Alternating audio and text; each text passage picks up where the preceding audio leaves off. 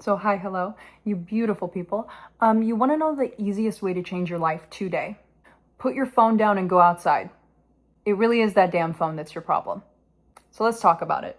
Over the last couple of months, I've been extremely anxious. I've been having sleep disturbances. I've been having headaches. I have been having trouble trusting myself and making decisions. And I've even had trouble thinking. Like every time I sit down to make a video within the last 3 months, I feel like my thoughts are jumbled. I can't come up with a good video topic. I feel like my brain is just scattered. I was like, what is going on with me? Why do I feel this way? And then I was like, girl, have you checked what your screen time is? And then I checked it and it was in the double digits. And I'm like, that's fucking embarrassing. That's fucking embarrassing. That I genuinely am addicted to my phone. I'm addicted to doom scrolling. I will sit down at night and I'll just be like, oh yeah, 30 more minutes and then I'm gonna go to bed. And then I'll be on my phone till like 3 a.m. And you think that doesn't have psychological effects on you? It does. So I decided the best way to quit something is to just go cold turkey. So I was like, let's go 24 hours without my phone. Let's do it. And I only used text messages and calls, and that was it. I didn't go on social media. I didn't watch any movies or have any Netflix on or anything like that. No YouTube videos, nothing. And genuinely, it fixed 100% of my issues overnight. I finally felt like I had mental clarity. I was able to focus. I was able to study with so much focus and memorization skills. It was scary. I was able to sleep incredibly well that night. I had so much energy that I rearranged and cleaned my entire apartment, which is something I've been avoiding for months. And I had so much confidence, it was crazy. And this is only 24 hours of being off my phone. Imagine what a week off your phone could do, a month, a year off your phone could do. Now, it's kind of funny that I'm talking about this in a YouTube video where you have to be either on your phone or your computer to watch this, but have this be the last video you watch and then get off the internet, okay? So let's talk about the psychology of phone addiction and what it is doing to you on a psychological level. Because I truly believe that our phones are disrupting and changing how we see ourselves, how our brain works, and how we see the people around us. So let's talk about it. My 3 main points I want to make are our phones are addictive. Not just like, oh, this fun little thing, oh, I just doom scroll sometimes. Genuinely addictive, and we'll talk about it. That it is, also I have my notes over here and also on my laptop, so you'll see me turn back and forth. Number 2, it is ruining our empathy and causing us to be extremely unempathetic. And number 3, it is ruining our self-esteem in such a way that we don't even recognize. So let's talk about it. Number 1, addiction. Our phones are as addictive as gambling machines. And that's not just me saying that there are studies done on this. And it is based off of something called a variable reward loop. And there was a psychologist named B.F. Skinner, he's pretty famous, you might know him, that shows that unpredictable rewards create the strongest behavioral addictions. Basically meaning when you don't know what's coming next, that is the strongest psychological addiction. So you don't know whether you're going to get a boring post next or a funny video or interesting information or a fun song or what is coming next. You don't know. So that creates something called a variable reinforcement, which is the same principle that is used in slot machines. And let me actually look this up to see how scarily accurate this is. What makes slot machines addictive? So yeah, what makes slot machines addictive? They're engineered to be addictive by utilizing psychological techniques that maximize playtime and create something called a dark flow state, which is a hypnotic state where players lose awareness of time and money.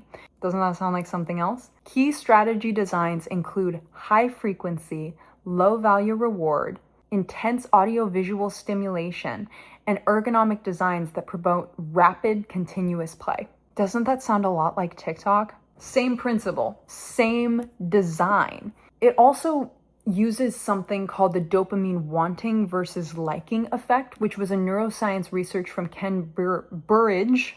I'm not pronouncing that right, I know that for a fact, which shows that dopamine creates wanting, not necessarily enjoyment. That your brain, with dopamine, when it gets hit with dopamine, it's looking out and seeking for the next thing that will do so. It doesn't mean that you're necessarily enjoying what you're doing, but it wants you to seek for the next thing. It's looking for the next thing. So when you keep scrolling, it's like, ooh, piece of candy, ooh, piece of candy, ooh, piece of candy, until you've sat there for 9 hours and your brain is absolutely zapped. right? Here's a way to rephrase this that will make this even more concerning. If I said, oh yeah, I was at the casino for 9 hours yesterday, you'd be concerned about me. But if I said, oh yeah, I bed rotted and doom scrolled for 9 hours yesterday, you'd be like, oh yeah, same girl, same.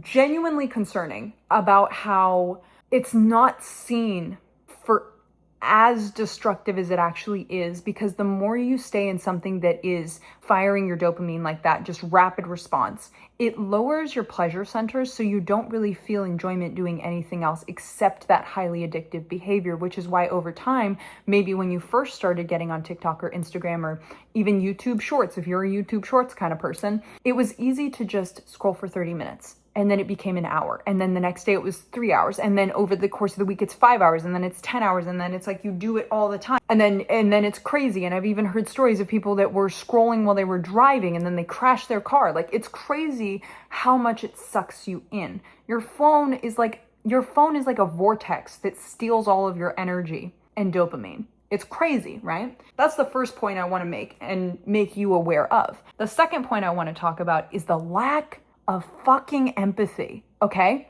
Not only have I experienced this, and I'm not talking about you beautiful little nuggets that leave very nice comments under all of my videos, but I'm talking about the trolls that leave like weird comments that I don't even know why the fuck you're commenting that kind of comments, that genuinely come so out of left field that I'm like, are you even a human being kind of comments? Because when I got back on social media after I had spent a whole day just cleaning my apartment, taking care of myself, studying, lighting a candle, reading a book, just being with myself, and then I came back to the internet, I genuinely was appalled by the comments that I was reading. I was genuinely appalled by the comments I read under other people's videos. I was appalled by the content that people were making.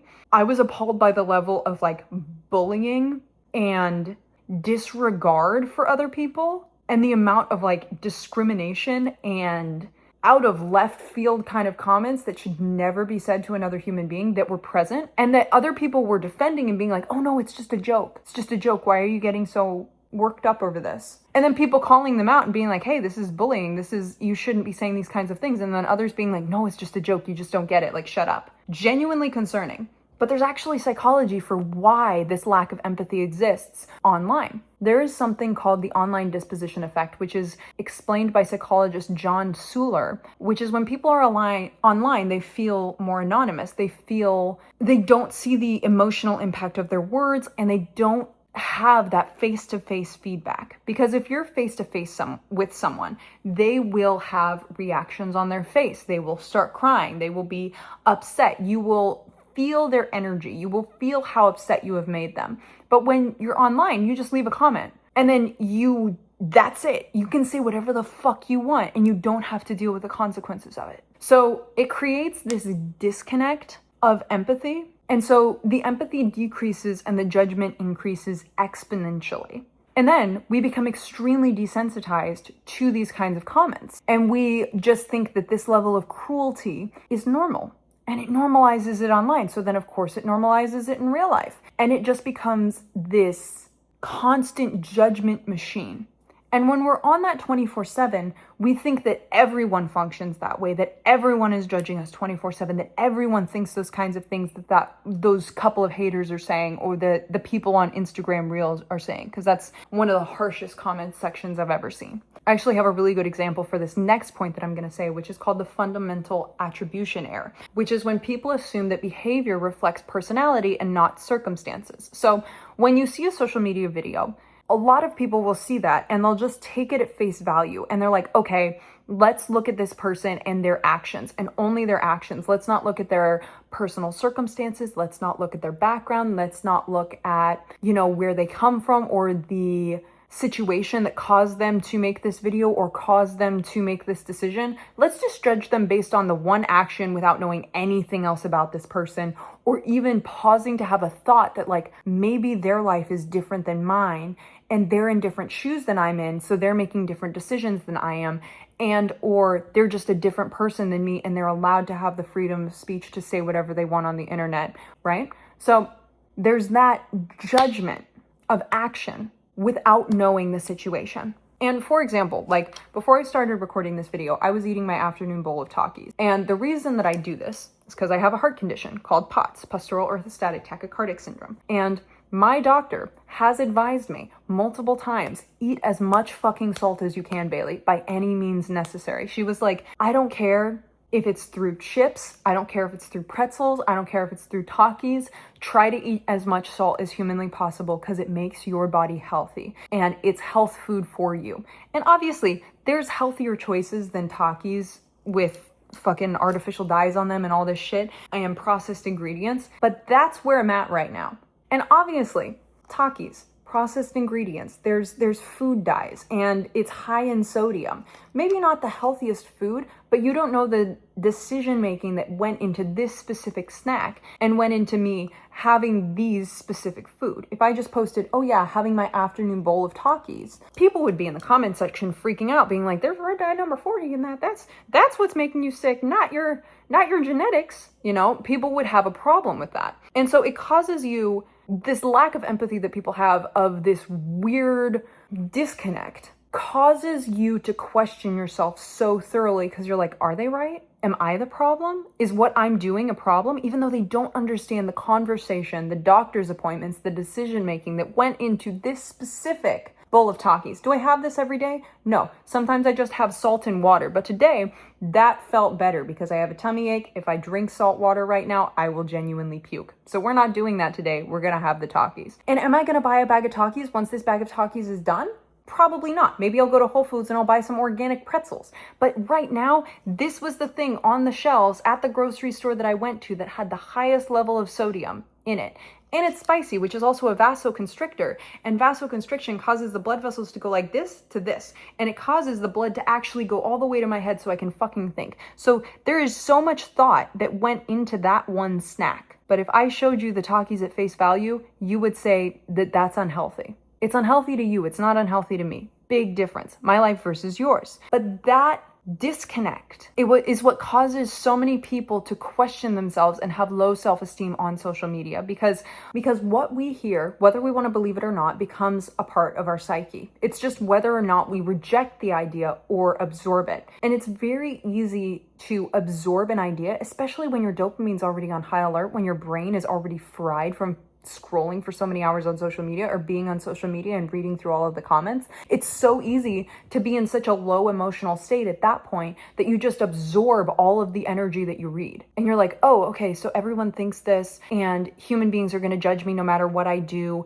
And every decision that I make, maybe I'm wrong. And it causes you to turn against your own gut instinct, not only on the things that you personally post and people comment on, but also the things you read about someone else. Or for example, you see a video of someone reading a book and they're reviewing this book that they read and they're like, oh yeah, this was a great book. I really enjoyed it. This is what it's about. This blah, blah, blah, blah, blah. And then all the comments are like, oh my God, you're so lame for reading a book. Why the fuck do you think anyone would want to watch this? This is the lamest video ever made. Why do you think anyone cares about you talking about your book? And then you're an impressionable teenager seeing everyone talk about this and talk about how lame books are.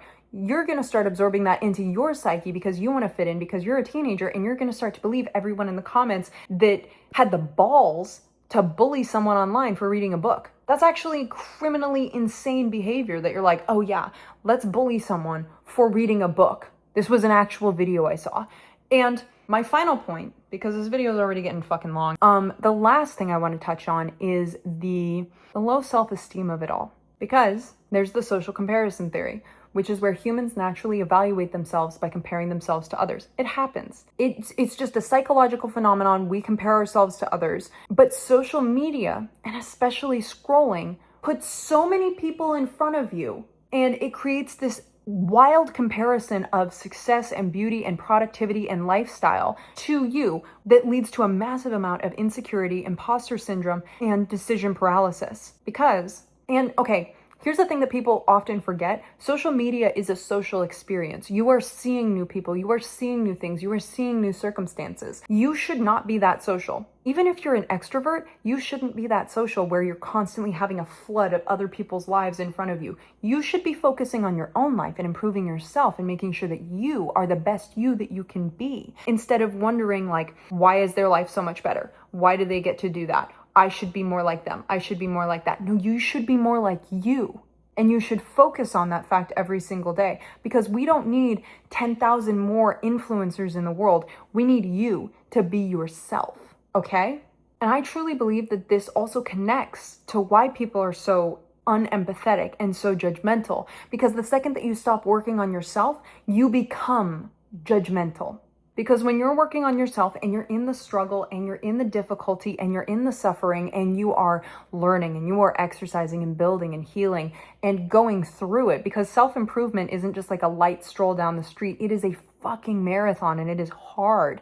When you are in that, number one, you don't have time to doom scroll. Number two, you don't really want to compare yourself to anyone because you want to be your best self. You don't want to be like them. And number three, you consume so much that you don't have the energy to create anymore. Because growth requires humility and humanity. It requires understanding that you are human and working through the struggle of that.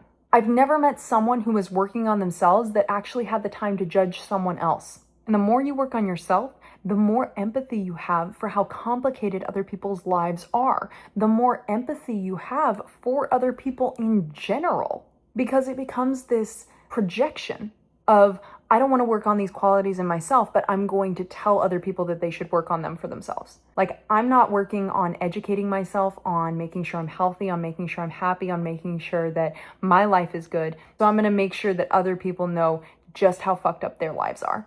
But it's like, hey, have you decided to look up from your phone and look around your room? Do you notice how messy it is? Do you notice how you haven't showered? Do you notice how you haven't taken the time to call someone that you love? Do you notice how you haven't left your apartment today? Do you notice how you've commented heinous things under other people's videos? Do you notice how your screen time is in the double digits? Do you notice how you haven't taken the time to learn anything new or educate yourself? Do you notice how you don't have hobbies anymore? Do you notice how you know all of the latest trends on TikTok, but you don't know what your passion or purpose is? Yeah, that's phone addiction right there. And I think it's ruining more people's lives than we want to talk about. I think it is actually fundamentally changing our brains as human beings, because phones make us focus on other people's lives instead of being participants in our own life. So like I said a little bit earlier, this is the last video you watch on social media for the rest of the day. Turn your fucking phone off and go do something worthwhile. Because life is so fragile and precious. There is no reason to spend it doom scrolling. Have a fantastic rest of your day.